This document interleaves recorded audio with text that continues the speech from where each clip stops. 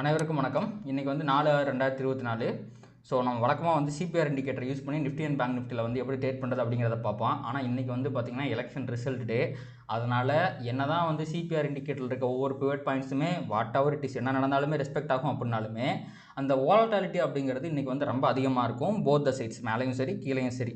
So அதனால் இன்றைக்கி நம்ம வந்து எப்படி ட்ரேட் பண்ணுறதுங்கிறத கண்டிப்பாக பார்க்கவே மாட்டோம். என்னுடைய அட்வைஸ், நீங்கள் எக்ஸ்பீரியன்ஸ்டாக இருந்தாலும் சரி பிகினராக இருந்தாலும் சரி இன்றைக்கெலாம் மஸ்ட் அவாய்ட் டே. நேற்று கூட வந்து பார்த்திங்கன்னா எக்ஸிட் போலோட ரிசல்ட் அப்படிங்கிறது வந்துருச்சு. அதுக்கப்புறம் வர்றதுக்கு ஒன்றுமே கிடையாது அந்த டேயில். அதனால் வந்து பார்த்திங்கன்னா மார்க்கெட் வந்து ஒரே டைரெக்ஷனாக மேலேயே சஸ்டெயின் ஆயிடுச்சு. ஆனால் இன்றைக்கி அப்படி கிடையாது. ரிசல்ட் அப்படிங்கிறது வரும். அது வரும்போது எந்த பார்ட்டி வின் பண்ணாலுமே சரி மார்க்கெட் நேற்றே உங்களுக்கு வந்து அந்த ரிசல்ட்டை ஃபேக்டர் பண்ணிட்டதுனால உங்களுக்கு வந்து ஒரு ப்ராஃபிட் புக்கிங் வர்றதுக்கான வாய்ப்புகளும் இருக்குது. இல்லை அதை வந்து பாசிட்டிவ் எடுத்துகிட்டு மேலே போகிறதுக்கான வாய்ப்புகளும் இருக்குது. ஸோ என்றைக்குமே வந்து ஒரு ஈவெண்ட் நடக்கும்போது ஒரு நியூஸ் வரும்போது அதோட இம்பேக்ட் வந்து இப்படி தான் இருக்கும் அப்படிங்கிறத யாராலுமே ப்ரெடிக்ட் பண்ண முடியாது. அதனால் இன்றைக்கி நீங்கள் உங்களுக்கு எவ்வளோ வருஷம் எக்ஸ்பீரியன்ஸாக இருந்தாலுமே அது அவாய்ட் டே தான். இன்றைக்கி நீங்கள் ட்ரேடே பண்ணக்கூடாது. ஸோ பட் இருந்தாலுமே நம்ம என்ன பண்ணுறோம் அப்படின்னா வேர்ல்டு மார்க்கெட்டில் எந்த கண்டிஷனில் இருக்குது, எந்த மாதிரி இருக்குன்னு வழக்கமாக நம்ம பார்க்குற விஷயங்களையும் பார்த்துடலாம். முதல்ல டவ் ஜோன்ஸ் வந்து பார்த்திங்கன்னா ஒரு 0.3% வந்து பார்த்திங்க அப்படின்னா நெகட்டிவில் முடிச்சிருக்கான். S&P வந்து பார்த்திங்கன்னா பாசிட்டிவாக முடிச்சிருக்கான். ஒரு 0.11% ஃப்ளாட்டாக முடிச்சிருக்கான். அதே மாதிரி நாஸ்டாக் வந்து பார்த்திங்க அப்படின்னா 0.35% வந்து பாசிட்டிவாக முடிச்சிருக்கான். ரெண்டு நாளுமே வந்து பார்த்திங்கன்னா உங்களுக்கு நாஸ்டாகில் மிகப்பெரிய செல்லிங் ப்ரெஷர் இருந்துச்சு. ஆனால் அது எல்லாமே முக்கால்வாசி வந்து பார்த்திங்கன்னா ரெக்கவர் ஆயிடுச்சு. இருக்கிறதுலே இதெல்லாம் வந்து பார்த்திங்கன்னா ரொம்ப ஸ்ட்ராங்காக தெரியுறா compared to other 2 indices. So அடுத்து வந்து பார்த்திங்க அப்படின்னா உங்களுக்கு யூஎஸோட விக்ஸை பொறுத்த வரைக்கும் நேற்று ஹெவியாக ஏறி இருந்துச்சு இனிஷியல் ஃபால் வரும்போது. ஆனால் திருப்பியும் வந்து ரெக்கவர் ஆனதுனால வெறும் ஒரு 1.5% மட்டும்தான் ஏறி இருந்திருக்கு. அதே மாதிரி யூஎஸ் ஆயில் பொறுத்த வரைக்கும் யூஎஸோட 10 இயர் பாண்டியில் பொறுத்த வரைக்கும் அவனுமே கீழே வந்துட்டான். நல்லா 4.4 ரேஞ்சில் ட்ரேட் ஆகிட்டு இருக்கான். க்ரூட் ஆயிலை பொறுத்த வரைக்கும் அதுவுமே வந்து பார்த்திங்கன்னா ஒரு $77 பக்கமாக வந்துருச்சு. இதுவுமே வந்து பார்த்திங்கன்னா ஒரு பாசிட்டிவான விஷயம் தான் இந்தியாவுக்கு. அடுத்து நம்ம ஏடிஆரை பார்ப்போம். ஸோ அதுக்கு முன்னாடி இங்கே வந்து எப்படி ட்ரேட் ஆகிருக்குன்னு பார்ப்போம். ஐசிஐசி வந்து 3.5%, HDFC 2.5%, இன்ஃபோசிஸ் வந்து ஃப்ளாட்டாக முடிச்சிருக்கான். விப்ரோ 1.5% வந்து ஏறி இருக்குது. இதே நீங்கள் அங்கே யூஎஸில் பார்த்தீங்கன்னா இன்ஃபோசிஸ் வந்து 0.6% பாசிட்டிவ், இங்கே வந்து ஃப்ளாட்டாக முடிச்சிருந்தான். அடுத்து பாருங்கள் ஐசிஐசி வந்து 5.25% பாசிட்டிவ், HDFC பேங்க் வந்து அதுவும் கிட்டத்தட்ட 5.25% பாசிட்டிவ், விப்ரோ வந்து இங்கே 1%, 1.5% பாசிட்டிவ் நினைக்கிறேன், அங்கே வந்து 2.5% பாசிட்டிவ். ஸோ ஏடிஆர் எல்லாமே மிகப்பெரிய பாசிட்டிவிட்டியை வந்து இண்டிகேட் பண்ணுது கம்பேர்ட் டு இந்தியன் மார்க்கெட்ஸு. அடுத்து வந்து பார்த்திங்கன்னா எஃப்ஐஐடிஏ டேட்டா பொறுத்த வரைக்கும் நேற்று வந்து எஃப்ஐஐ வெறித்தனமாக ஒரு 6,800 கோடிக்கு வந்து பை பண்ணியிருக்காங்க. இதுக்கு முன்னாடி இந்த மாதிரி நம்ம பையிங் வேல்யூ பார்த்துல செல்லிங் வேல்யூ தான் பார்த்துருக்கோம். ஆனால் முறையாக நேற்று வந்து எக்ஸிட் போல் ரிசல்ட்டின் காரணமாக ஒரு 7,000 கோடிக்கு பக்கமாக பை பண்ணியிருக்காங்க. டிஐ இந்த சமயத்தில் ப்ராஃபிட் புக் பண்ணல. இவங்க எப்போ தான் ப்ராஃபிட் புக் பண்ண போகிறாங்க அப்படிங்கிறதே தெரியல. இவங்களும் வந்து ஒரு 2,000 கோடி வந்து வாங்கியிருக்காங்க. ஸோ நெட் இன்ஸ்டியூஷன் ஃபிகர் வந்து பார்த்திங்கன்னா கிட்டத்தட்ட 8,000 கோடி தாண்டி போயிட்டுருக்கு. இதுவும் ஒரு மிகப்பெரிய பாசிட்டிவான விஷயம் தான். அடுத்து வந்து வேர்ல்டு மார்க்கெட் ஃபியூச்சர்ஸை பொறுத்த வரைக்கும் இன்றைக்கி டவ் ஜோன்ஸ் வந்து ஃப்ளாட்டாக இருக்கான், S&P flat, Nasdaq flat, tax வந்து லைட்டாக நெகட்டிவாக இருக்கான். மற்ற யூரோப்பியன் இண்டஸ்ட்லாம் வந்து இண்டிசஸ் எல்லாமே பாசிட்டிவாக இருக்குது. அடுத்து நிக்கி வந்து லைட்டாக நெகட்டிவாக இருக்கான். தைவான் வந்து 1% பாசிட்டிவாக இருக்கான். ஸோ ஓவராலாக சொல்லும்போது உங்களுக்கு வந்து ஒரு மிக்ஸ்டு இதுதான் இருக்குது. பட் பெரிய நெகட்டிவிட்டிலாம் இல்லை, ஓரளவுக்கு பாசிட்டிவாக தான் இருக்குங்கிறத எடுத்துக்கலாம். கிஃப்ட் நிஃப்டியை பொறுத்த வரைக்கும் அவன் 560 அப்படின்னு போயிட்டுருக்கான். ஒரு நிமிஷம். அவன் வந்து நேற்றத்தோட ஹைக்கு மேலெலாம் போகல, உங்களுக்கு கீழே தான் ஓப்பன் ஆகிருந்தான். அடுத்த 5 நிமிஷத்தில் வழக்கம் போல் நேற்று மாதிரியே நல்லா மேலே போயிட்டுருக்கான். ஸோ இப்போதைக்கு வந்து பார்த்திங்க அப்படின்னா உங்களுக்கு நேற்று க்ளோஸ் ஆனது வந்து பார்த்திங்கன்னா 407, இன்றைக்கி வந்து அவன் வந்து ஓப்பன் ஆகிறது அப்படிங்கிறது 560. இப்போ இது ரெண்டு கடையில் இருக்க ப்ரீமியம் பாருங்கள், கிட்டத்தட்ட வந்து பார்த்திங்கன்னா ஒரு 150 பாயிண்ட் இருக்குது. இப்போ 560 அப்படின்னா இதிலிருந்து ஒரு 150 பாயிண்ட்டை நம்ம கழிச்சிட்டோம் அப்படின்னா ஒரு 450 அப்படிங்கிற ரேஞ்ச் வரும் உங்களுக்கு. 250ங்கன்னா ஒரு 50 பாயிண்ட் கேப் வைப்புங்க. உங்களுக்கு வந்து ஒரு 300 பாயிண்ட், அதாவது 22,300 அப்படிங்கிற ரேஞ்சில் தான் வந்து இப்போ ஓப்பன் ஆக போகுது இது நிஃப்டி அப்படிங்கிற இண்டெக்ஸு.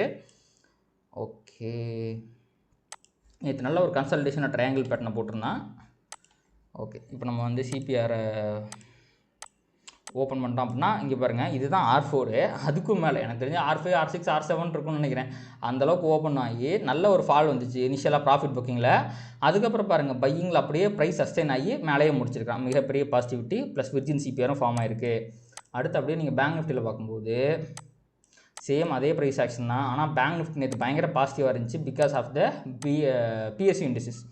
ஒரு நிமிஷம் இருங்க, நான் உங்களுக்கு இண்டெக்ஸ்லாம் காட்டுறேன் நேற்று என்னாச்சு அப்படின்ட்டு. இங்கே பார்த்தீங்களா, உங்களுக்கு ஹையஸ்ட் சேஞ்ச் ஆனது வந்து பார்த்திங்கன்னா பிஎஸ்சி பேங்க் தான். கிட்டத்தட்ட 8.5% ஒரே நாள் ஏறி இருக்கான். அடுத்து வந்து பார்த்திங்கன்னா பப்ளிக் செக்டர், இவனும் வந்து பார்த்திங்கன்னா 7.25% ஏறி இருக்கான். எனர்ஜி வந்து 7% ஏறி இருக்குது. அதனால தான் வந்து பார்த்திங்கன்னா நேற்று ரிலையன்ஸ் பயங்கர பர்ஃபார்மன்ஸ். அதே மாதிரி பாருங்கள் பேங்க் நிஃப்டி வந்து பார்த்திங்கன்னா டோட்டலாக 4% ஏறி இருக்குது. ப்ரைவேட் பேங்க்கோட அந்தளவுக்கு ஏர்லி ஆட்டிருக்கு 3.5% தான் ஏறி இருக்குது. 3.5% அந்தளவுக்கு ஏர்லி ஆட்டில் இருக்குது அப்படின்னு சொல்கிற அளவுக்கு வாய்ப்பு வச்சு எல்லாமே செம்மையான ஒரு பர்ஃபார்மன்ஸ் தான். ஃபார்மா தான் under performance, followed by IT. இவங்க 2 பேர் தான் ஓரளவுக்கு ரொம்ப அண்டர் பர்ஃபார்மன்ஸ் பண்ணியிருக்காங்க. மற்ற எல்லாருமே நல்ல பர்ஃபார்மன்ஸ் தான் பண்ணியிருக்காங்க.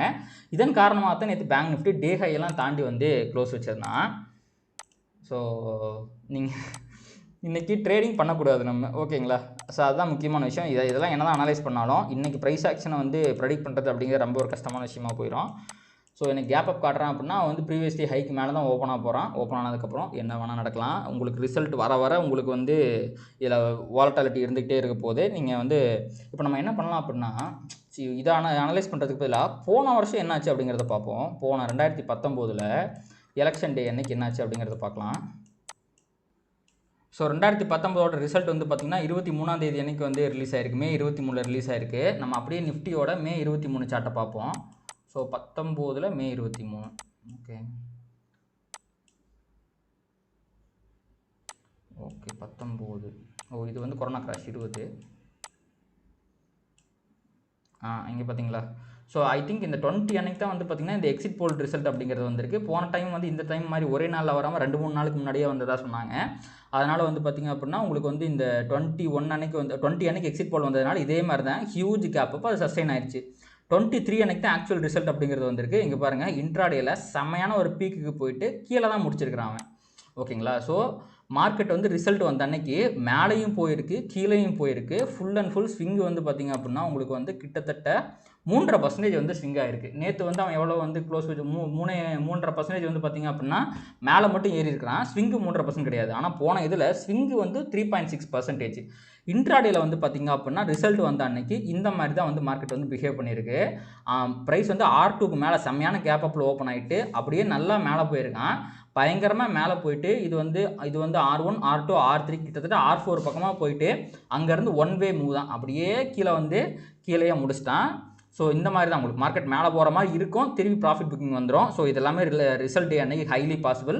அதனால் நீங்கள் வந்து பார்த்து ட்ரேட் பண்ணுங்கள். இங்கே பாருங்கள், எல்லாருமே இப்படி மேலே போகும்போது ஆல்ரெடி செம்மையான ரிசல்ட் வந்துருச்சு, மார்க்கெட் மேலே தான் போகுதுன்னு வாங்கியிருப்பாங்க. எல்லாத்தையும் ட்ராப் பண்ணி கீழே கொண்டு வந்து முடிச்சிட்டாங்க. ஸோ இது வந்து ரொம்ப முக்கியமான ஒரு விஷயமா நீங்கள் தெரிஞ்சு வச்சுக்கோங்க.